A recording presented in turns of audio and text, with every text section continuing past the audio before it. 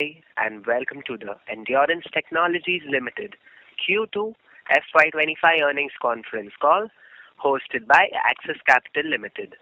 As a reminder, all participant lines will be in the listen-only mode, and there will be an opportunity for you to ask questions after the presentation concludes. Should you need assistance during the conference call, please signal an operator by pressing star, then zero on your touchtone phone. Please note that this conference is being recorded. I now hand the conference over to Mr. Nishit Jalan from Axis Capital. Thank you, and over to you, sir. Thank you, Del. Good morning, everyone. Welcome to Q2 FY25 post-results conference call of Endurance Technologies. We are pleased to host the entire management team of Endurance. We have with us Mr. Anurang Jain, Managing Director, Mr. Massimo Venuti, Director and CEO, Endurance Overseas, Mr. Rajendra Abhange, Director and COO, Mr. Raja Gopal Sastry, Group CFO, and Mr. Raj Kundra, Treasurer and Investor Relations. I'll hand over the call to Mr. Anurang Jain for his opening remarks, post which we can have the Q&A. Over to you, Anurang. Thanks a lot. Good morning to everyone. We thank you for joining us and appreciate your time and interest in our company. You may have seen from our financials that we had a fairly strong quarter two. India is expected to post a GDP growth of over 7% in FY25 on a strong base of 8.2% growth in FY24. For Q2, Indian two-wheeler numbers were strong, but four-wheeler numbers both in India and Europe were not. The quarter two volume sold by Indian OEMs rose 13% year-on-year for two-wheelers, with scooter growth at 17% and motorcycle growth at 11%. Three-wheeler sales grew by 5%. On the other hand, the commercial vehicle volumes fell 9% and passenger vehicle volumes saw a drop of 1%. I would now like to highlight the progress on a few strategic and operational actions taken, which have a strong bearing on our short, medium, and long-term performance. To begin with, I will explain our recent expansions taken up. We had mentioned that we are constructing a factory in the Auric, Shendra industrial area focused on four-wheeler and non-auto machined aluminium castings. The construction is progressing well. There is a very good interest from four-wheeler OEMs, both in domestic and export markets, and a few non-auto plants. This is evident from the large quantum of customer pre-qualifications and requests for quotes and our order intake. This progress makes us confident of meeting our business plan for the investment we are doing. You would have also noted our recent announcement on the new factory to manufacture two-wheeler alloy wheels in the Auric Bitkin industrial area. That is also in Aurangabad. We are particularly excited about this project due to the success of our alloy wheel plant in Chakan, where we have seen profitable growth with volumes growing almost fivefold in the last 5 years. This project will double our volumes from existing volumes at our Chakan alloy wheel plants. Moreover, with key learnings and targeted operational improvements, including automation in the new Auric Bitkin factory, we are expecting a good profitable growth. It is important to note that only half of the 30-acre Auric Bitkin industrial land will be used for this two-wheeler alloy wheel project, and the rest will give us headroom for expansion. It is encouraging for us to see that automotive companies like Toyota, JSW, and Ather Energy are setting up greenfield plants also at the Auric Bitkin industrial area. I would like to mention that as far as the sales to electric vehicle two-wheelers are concerned, in quarter two of FY25, it has almost doubled to rupees 739 million in quarter two over quarter one of this financial year, which was at 391 million. Our CAGR growth in the last 3.5 years is 236% as compared to the electric two-wheeler industry 3.5-year growth of 147%. This is as per the Vahan data. This growth in our sales is across all our product segments, including suspension, aluminum castings, braking, as well as alloy wheels. I will now speak on some important operational topics. First, I would like to speak on suspensions. In the past, we have mentioned about some of our suspension plants not running to full capacity. With higher sales to our anchor OEMs in these plants and fresh orders for other models from various OEMs, the capacity being used is rapidly increasing, and at our Sanand and Halol plant, it is being almost fully used. At Waluj, our plant's capacity is being fully used, and now we are further expanding to service a large suspension order for Suzuki scooters of rupees 1,650 million per annum.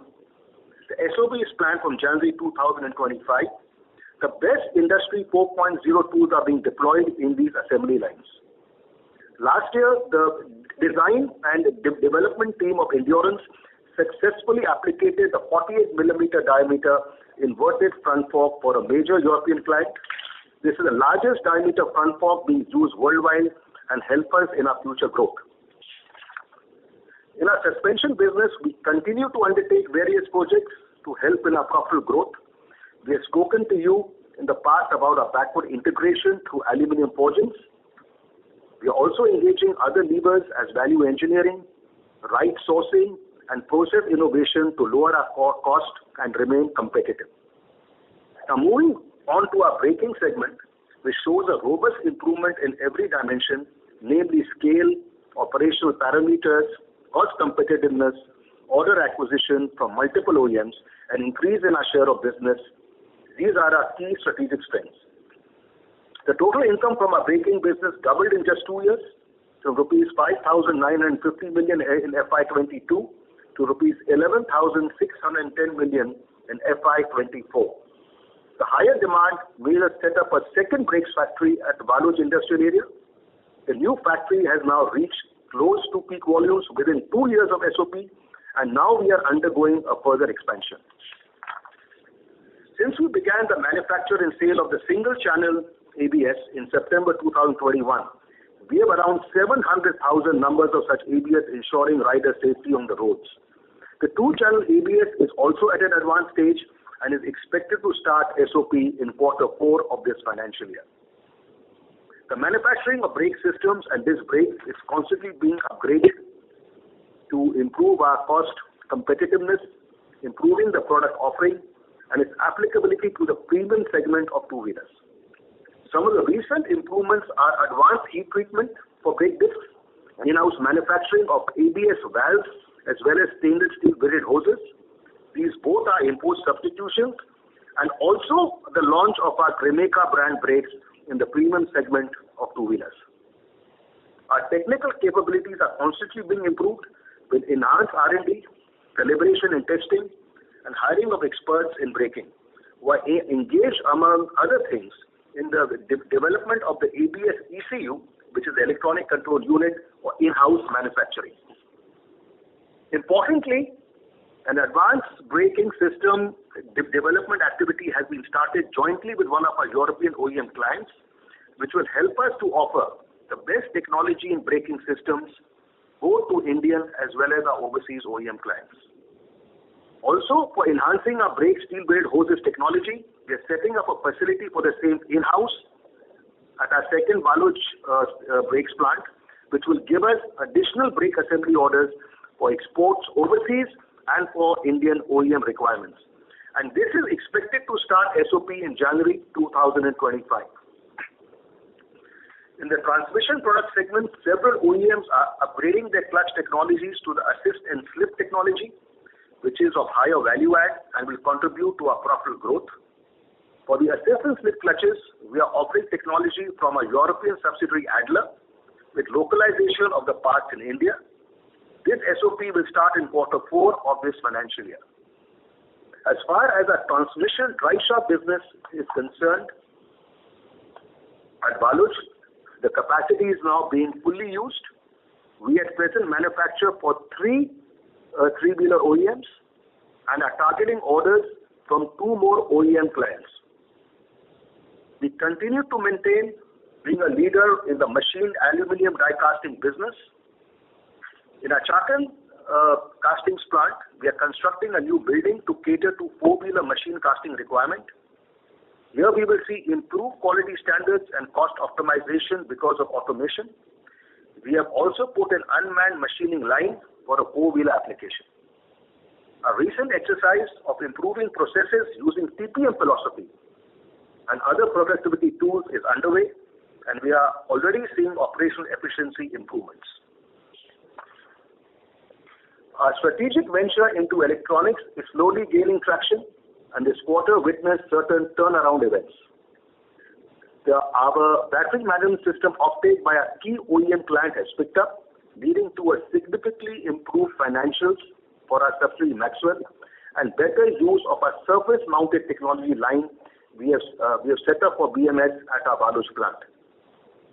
Further, our pursuit for electronics business other than BMS is also progressing well.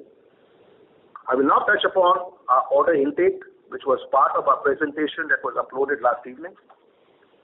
Our order wins and requests for quotes where we are targeting new business is a testimony to our market leadership and ability to increase our content per vehicle in several models across OEMs. In the last 6 months, we have won rupees 3,082 million of non-Bajaj orders, bulk of which are new orders. Only rupees 334 million of these orders are of replacement nature. With this, the new orders booked over the last 4.5 years has reached 29,268 million, which should reach peak in FY27. These orders involve diversification of our customer portfolio and expansion of our share of business with all the OEMs across our product range. The major orders won till date in this financial year are for the Hero MotoCorp brakes business, TVS brakes business, Ather Energy battery parts aluminium casting business, and Generac USA aluminium casting business for their stationary engines. We are in the process of submitting our quotations for business totaling rupees 22,153 million. In quarter 2, Bajaj Auto, our major customer, has shown a healthy growth in volumes, both in two-wheelers and three-wheelers.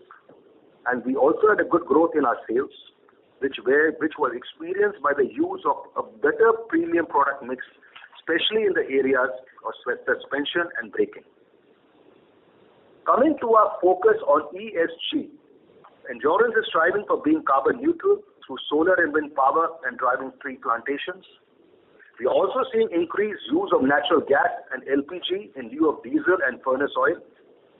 We have reached a carbon neutral percentage of 35% till date in FY25, and our aspiration is to reach a carbon neutral percentage of more than 50% by FY30. We are also focusing on lowering hazardous waste generation, achieving zero waste to landfill, improving water recovery percentage, and lowering resource consumption per unit of sales, not only in our plants but also in the value chain. On the social front, our focus on and emphasis is on human capital management, labor practices, health and safety, and talent diversity. We are happy to induct in our board of directors of Endurance and its two direct subsidiaries in Europe, Mr. Alfredo Altavilla. He is an independent director. He is an industry stalwart with a commendable track record, serving in senior roles including board seats in global automotive companies such as Ferrari, Texas, and Chrysler. I also take this opportunity to thank our earlier independent director, Mr. Roberto Testore, for his contribution to Endurance in his role as an independent director. Endurance Technologies has been recognized by its OEM clients, its customers, and industry forums with several awards and recognitions. Some of them are the Best Delivery Management Award from Honda Motorcycles and Scooters India in 2024, Persisting Affiliation Award from Piaggio in 2024, the Value Engineering Award from Royal Enfield in 2024, and the Ford Q1 certification for the die casting and machining plant at Chakan in 2024. We are also making good progress on executing our strategy for growth, which focuses on, firstly, to further strengthen our presence as a two-wheeler Tier 1 supplier, which at present is our core business in India, by supplying multiple products to all OEMs with high share of business. Also by improving the product mix by providing more high-value parts in this space.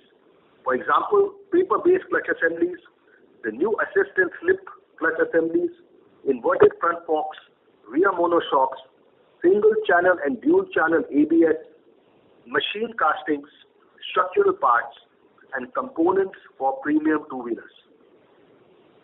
Secondly, to increase our four-wheeler share of business from existing percentage of 25% to 45% by FY30. I spoke to you earlier about the progress of our four-wheeler marketing team, which has made with new orders and RFQs for a new Aurix Shendra aluminium machine casting plant. We are also targeting entering into the four-wheeler drivetrain products. We are expanding our aluminium forging unit, where we will target more four-wheeler business. In view of products required by four-wheeler OEMs, we are adding an advanced friction welding technology in our aluminium forging plant. This is to supply to four-wheeler OEMs. For products such as suspension, brakes, alloy wheels, where we are a leader in the two-wheeler space, our pursuit is to offer technology-intensive products now to the four-wheeler OEMs through technology agreements or through M&A or through joint ventures, which is progressing well.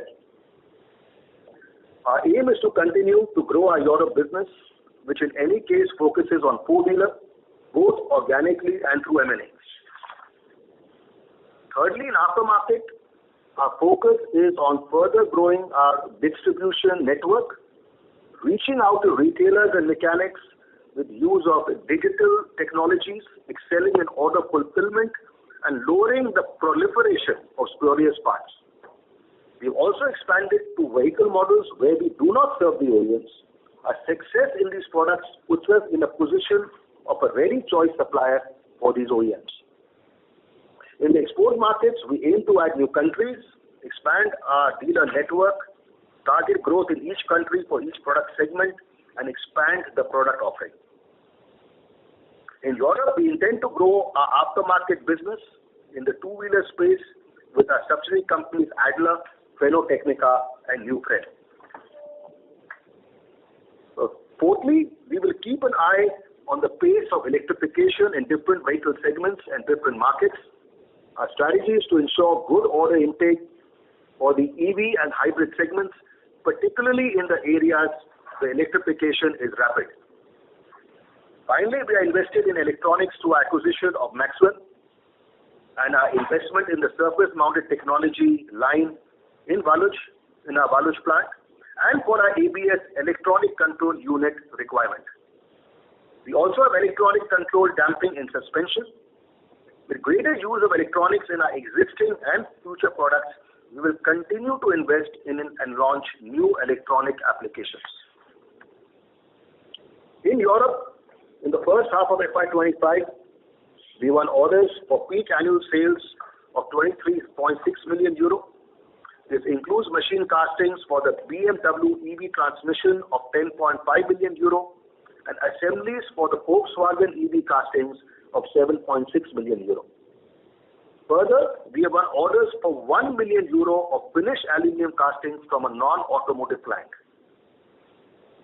Our European business has stood strong in spite of headwinds in the form of pandemic-induced lockdowns, extremely high energy prices, and low vehicle sale volumes due to demand or supply chain issues. Our focus on serving the OEM customers through product development, quality, competitive pricing, and professional service has been unwavering. Internally, we are focused on making ourselves financially stronger and more diverse. Our OEM customers see this as a strength for their supply chain. With new orders and increasing market share, Endurance's Europe business is well placed in terms of combating the adverse market conditions. Now, coming to the financials, the quarterly information has been uploaded at the stock exchanges last evening, along with our presentation explaining the numbers. I will, however, describe a few key data points. The quarter witnessed a strong performance on all parameters.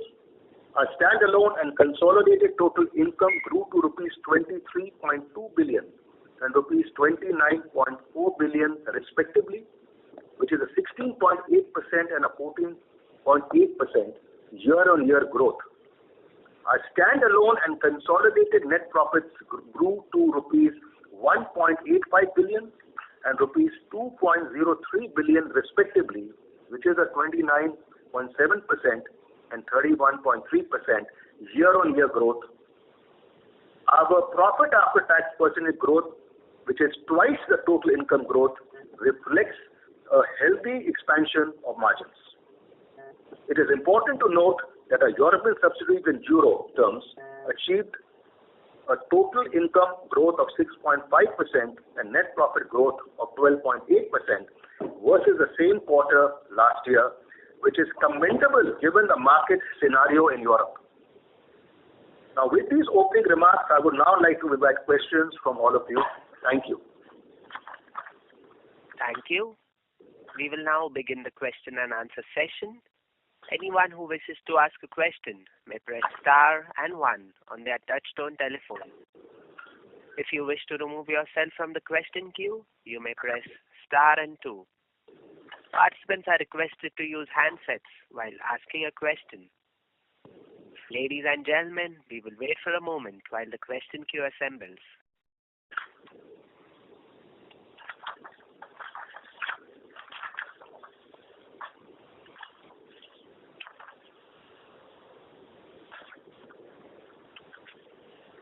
The first question is from the line of Mumuksh Mandlesha from Anand Rathi Institutional Equities. Please go ahead. Yeah, thank you, sir, for the opportunity and happy festive greetings to the management. Can you provide some more details on how do you see the revenue ramp up for the new Auric plant, which is starting for the next year, and any details on what kind of products we are targeting?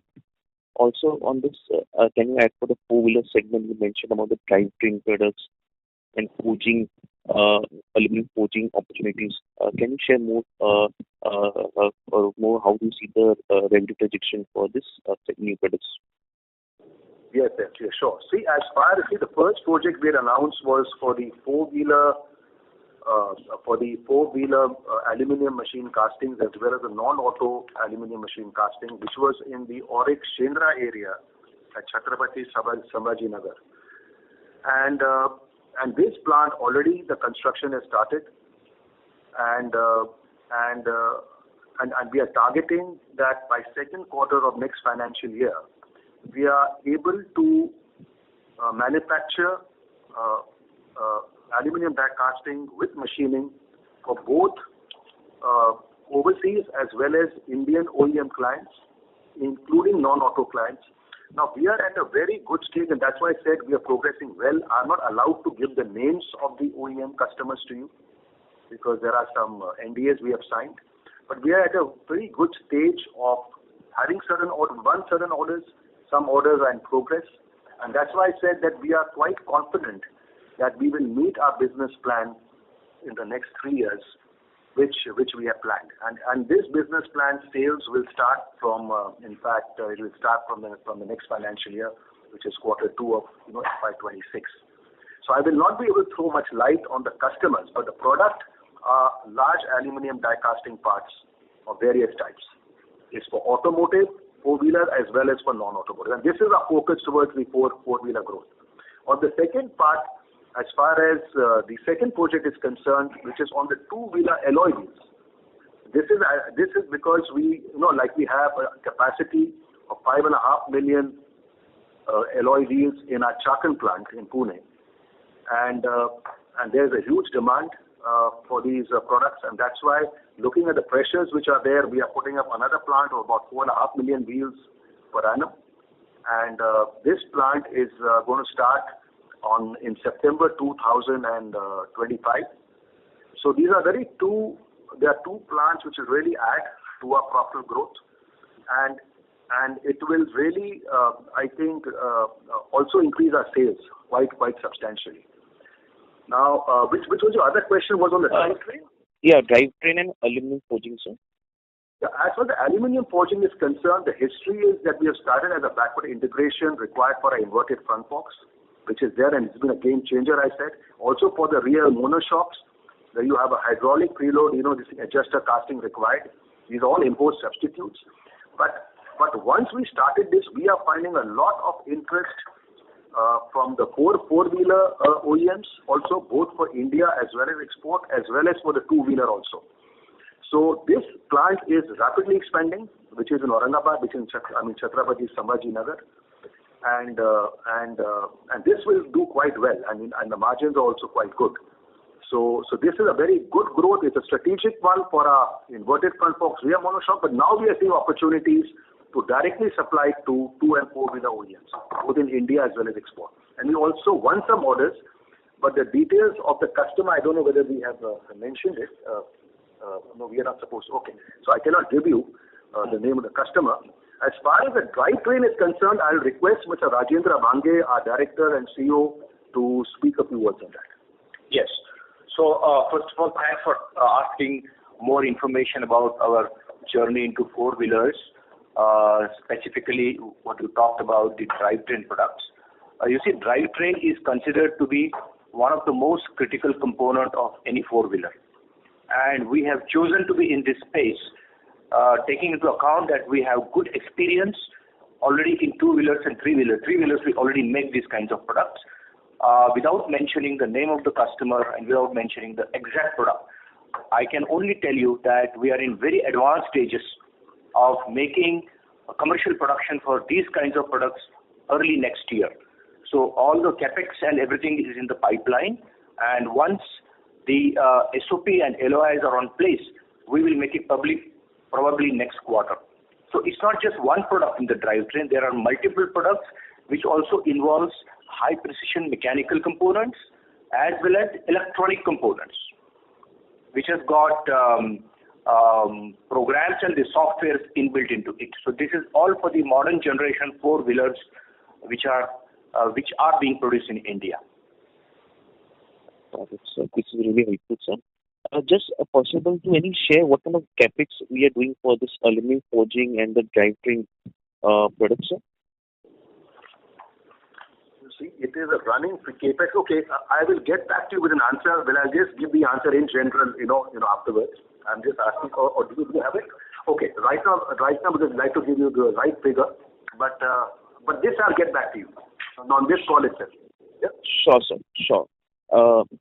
Secondly, on the alloy wheel, sir, how do you see this new capacity being utilized? How much period from FY26 you see the utilization happening, and also any more color on the new customer wins we have, including the EV? Are there the new customers adding the capacity in the audit region? And also, how do you see the now market share changing with this new wins, sir?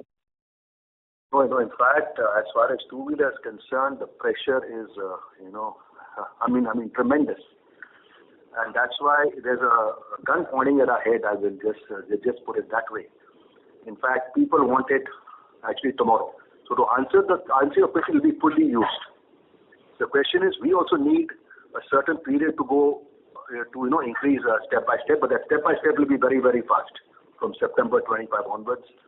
In fact, the pressure is very high, and it will be to new customers also. Just to answer your question, I can't give you the names, but it will be to new customers also, including for EV, as far as the alloy wheels are concerned.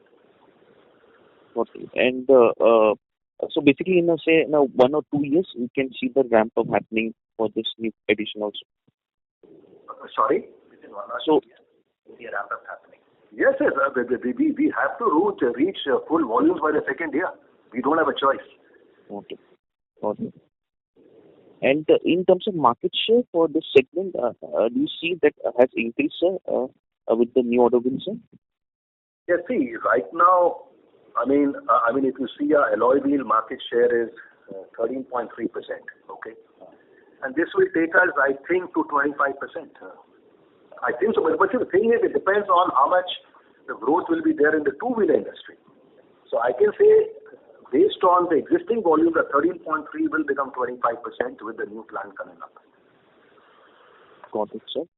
Lastly, on the financial side, so aluminum prices have increased in recent quarters. Has there any impact in the Q2 quarter? And just want to understand generally what is a pass-through like for the aluminum prices.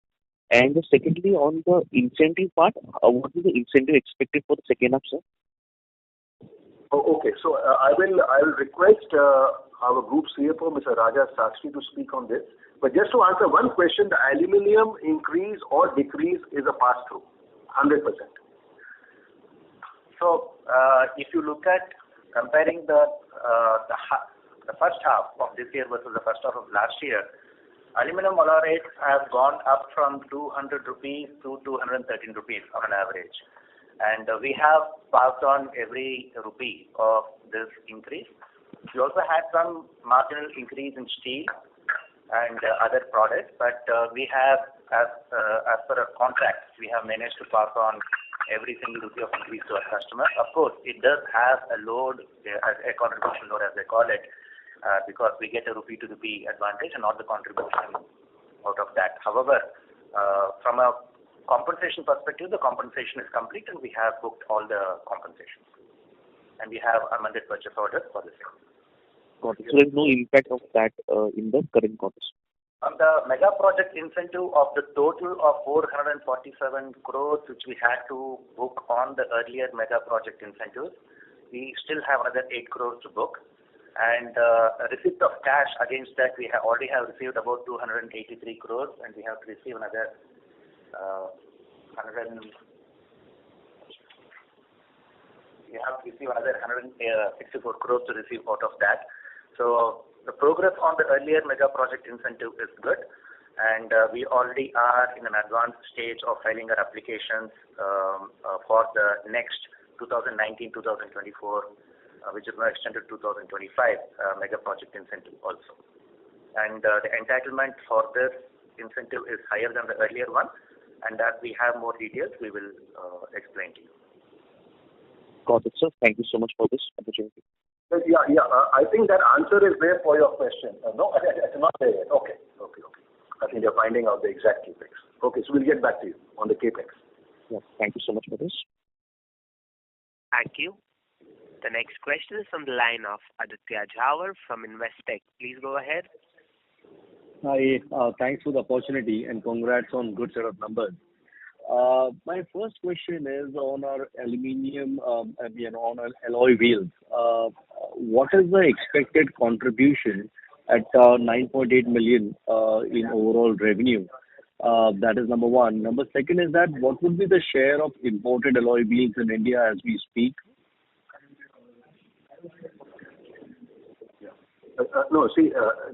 Aditya, we do not share the contribution figures. We don't share. I can only say that it's an important part of sales growth and profit growth. Sure. So I cannot give you the contribution figures.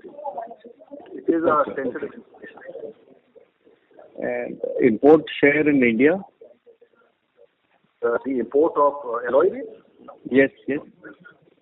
Import, yeah. How much is imported? How much? See, as far as I know, there would be very small pockets where certain customers are importing, but I think it's practically zero now. As far as imports are concerned, it's all bought from Indian OEMs, or there are foreign players, who are in India. But as far as I can think, I've not heard of any imports as of now. I think it's practically stopped. But I could be wrong. I mean, there could be few pockets. I will add to what you said.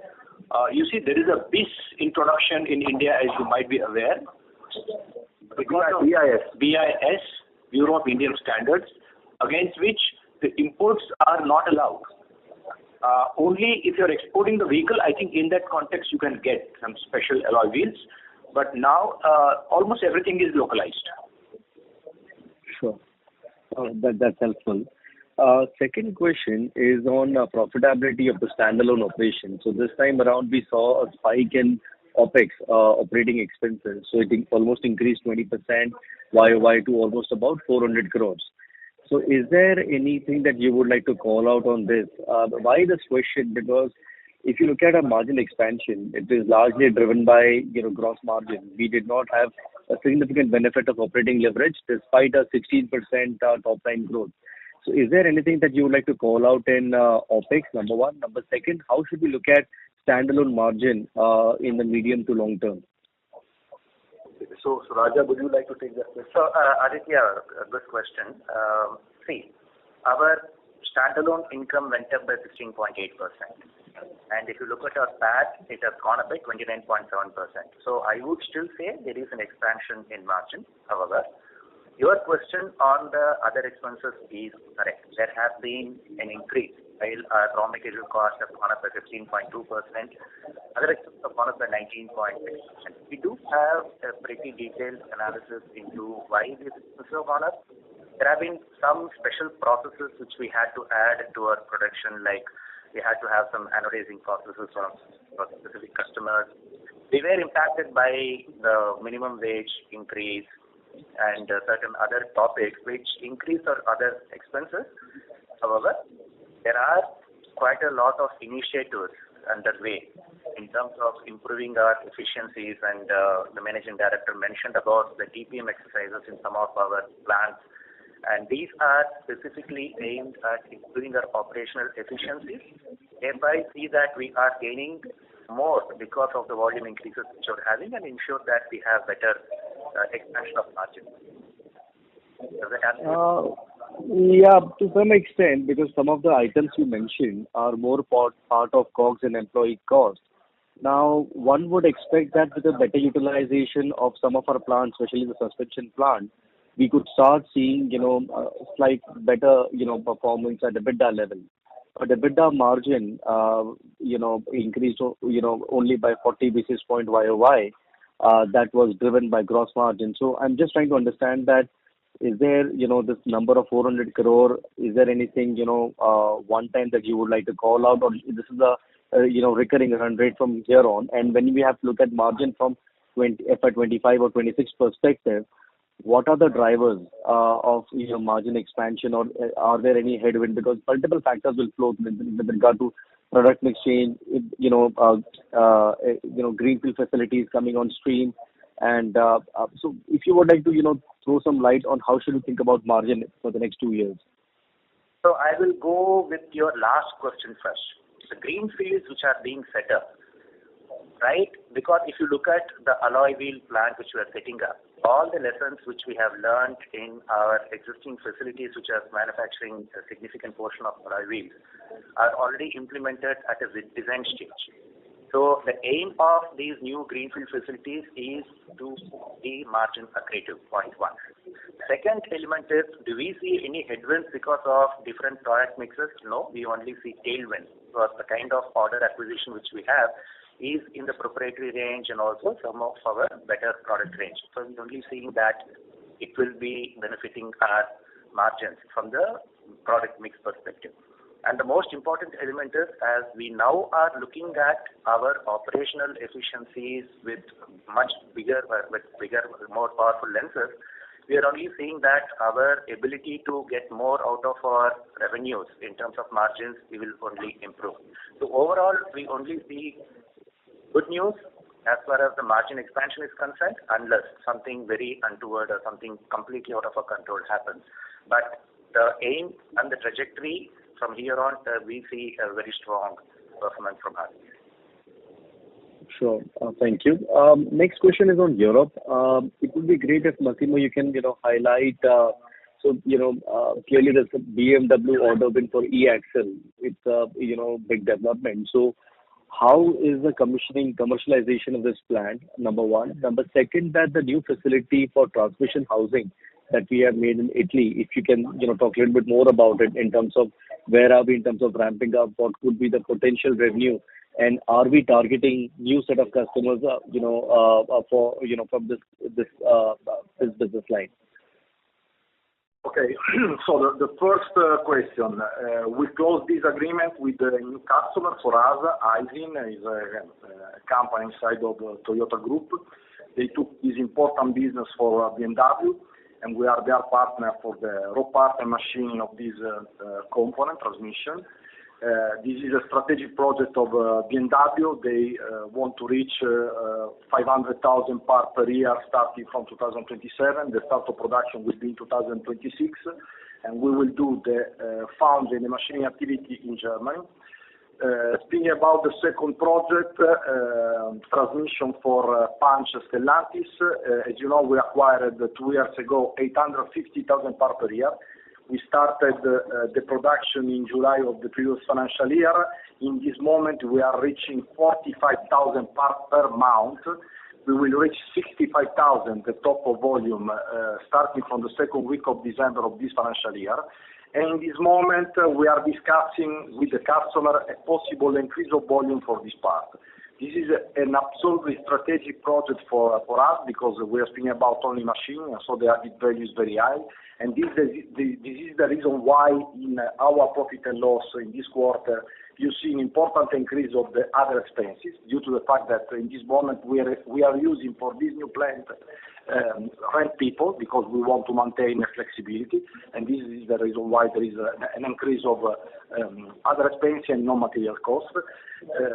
The total turnover of this project could be 70 million euro, more or less, 75 million euro, and the peak of volume will be in February of the next financial year. But I repeat, we are discussing this moment with the Stellantis the possibility to increase on top of 850,000 parts other volume. Which depends on the market, but as you know, in this moment in the European market, the My Daddy solution is the first one in terms of volume. Yeah. Okay. That's quite helpful, Massimo. Final question is on outlook of Europe. This quarter we did reasonably well. Despite a decline in registration, we reported a strong growth of about 6%. But looking at the next few quarters and the interaction with customers, what is your sense in terms of overall industry growth in Europe in second half of the year, and what should be that number for Endurance? So the situation in Europe in this moment, frankly speaking, is not so good. But touch wood, the situation of Endurance is completely different. The market closed with a reduction of registration of 6.4% in the previous quarter, and Endurance grew 6.4% compared to the previous quarter. So it means that we are gaining market share to our competitor, and this is due to the fact that in the last 5 years we acquired an unbelievable number of projects, 160 million, and we are starting production with this new project. And even if I analyze the single project compared to the volume of the previous year, we have seen a reduction that everybody has seen into the market. With the start of production of the new project, we are growing in an important way. We close in terms of turnover with 6.9 million euro compared 62.8% with an increase of 6.4%. The EBITDA grew 15.1% compared to the previous year. We closed with 16%, 10.7 million euro in the second quarter. The net result was 2.9 million euro, 4.3% with an increase of 14.7% compared to the previous year.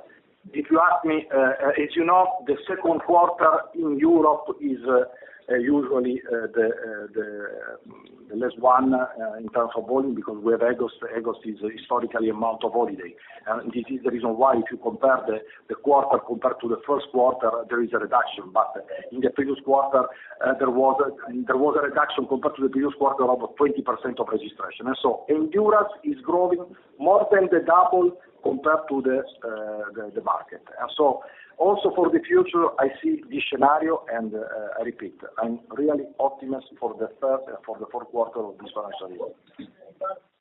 Perfect. That's very helpful. Thank you and all the best. Thank you. Thank you. The next question is from the line of Jinesh Gandhi from Ambit Capital. Please go ahead. Yeah, hi. First question is on the PV drivetrain business which we're talking about. So this is going to be through the aluminum die casting technology, or we are looking beyond that and totally different product or technologies which will be coming into that? We talked about electronics as well, but can you throw more light on that? Yes. Thanks for the question. The drivetrain products are not the die-cast products, which we are already into. We're already supplying to major OEMs in India and overseas. These are proprietary products in nature, and they are engaged in transmitting the motion to the wheels. So the castings are stationary components, but these are rotating components. And it has also got electronics inbuilt into it because the vehicles are getting smarter. So we are offering a complete solution to the vehicle manufacturers. And this is developed in-house, or we have a partnership with someone? This is a part of it is in-house and part of it is going to be in partnerships. Got it. Second question is with respect to the alloy wheel business. So clearly there is a good amount of demand which is there, but there is substantial amount of capacity addition happening, not just at Endurance but other players as well. So in that context, how should we think about the margins for aluminum alloy wheel business? Would it be similar to the standalone margins, better or lower? If you can talk directionally about it. No, I don't see it will impact the margins, and I think the capacities which are coming up are in line with the LOIs which the customers are giving to different suppliers. Now, of course, it will depend upon how the two-wheeler industry grows. But there is also a use of alloy wheels which were not being used. There were those steel, steel wheels which were being used, which are getting converted to alloy wheels now. So there are many tools. So the demand is also coming from there. You know what I'm saying? Right. Partly the growth and partly it is the substitution of aluminum alloy wheels with the earlier steel wheels. And as far as margins are concerned, I don't see. I think industry has gone through, to be honest, a very torment time the last 15 years. With the Chinese imports and everything. Now I think the prices, I would tend to believe, are quite well settled, very competitive, and I don't see a change there. Got it. And with respect to ABS, how big ABS business is now, given that we are already supplying single channel ABS? Can you talk about the size of the business now and also the roadmap going forward on the dual channel ABS? Any order wins on that side? Yeah, see, right now we are supplying at a run rate of 400,000 single channel. Now we have a capacity of another 240,000, which is for the dual channel, which is, I said, is starting in Q4 of this financial year. And so right now you can say that the capacity which we will have is 640,000 in a market of maybe 3.5 million, or I would say more towards 3.5 million. So we will slowly ramp up based on our technical capabilities and competitive pricing. We will slowly scale it up, partly with volumes increases, partly from taking share, from the competition. But that's our goal, to keep increasing this business by going step by step. So the next step is to go into dual channel with 240,000 ABSs per annum. That's the next step. Right. And have you got orders for dual channel already, or we are in process of getting orders there? Yes, we have it's in process. So that's why I'm telling you Q4. Okay. Got it. And clarification on the incentive side. So would it be fair to say that by the time this balance 8 crore of incentive under old scheme gets recognized, probably maybe in 3Q or early next year, and the new scheme comes into operational, there will be gap in FY26 where incentives may not be material. Would that be fair understanding? The applications have been made. We are waiting for the eligibility certificates, and we will take it as it comes. So our anticipation and our expectation, our work is to make it happen as quickly as possible. But given that there are elements where we have to allow the administrative mechanism to work through its course, we will make more comments, or we will give a confirmation as and when it happens. But the efforts from our side, the eligibility from our side, and all the collation of data, we have completed our part of it. We were just waiting for the administrative process to take its course, and then as quickly as possible, as and when it happens, we'll make a statement on that. Got it. And last question on the European business side. So we have seen material divergence between how the EV business has been shaping up in the European market. EV demand has been shaping up in the European market. And whereas when we look at our order wins, almost 77% of our order wins are coming from EVs now, as against much lower salience in the total order book. So how do we balance out with respect to our capex versus the order book built up towards EVs? So, Jinesh, your question is about capex versus the order intake. What exactly was the question? We couldn't. Yeah, because sorry, just give me a second. Yeah, is it better now? Yeah, can you make a precise question? Yeah, so the question for European business is that we are getting substantial orders for EVs.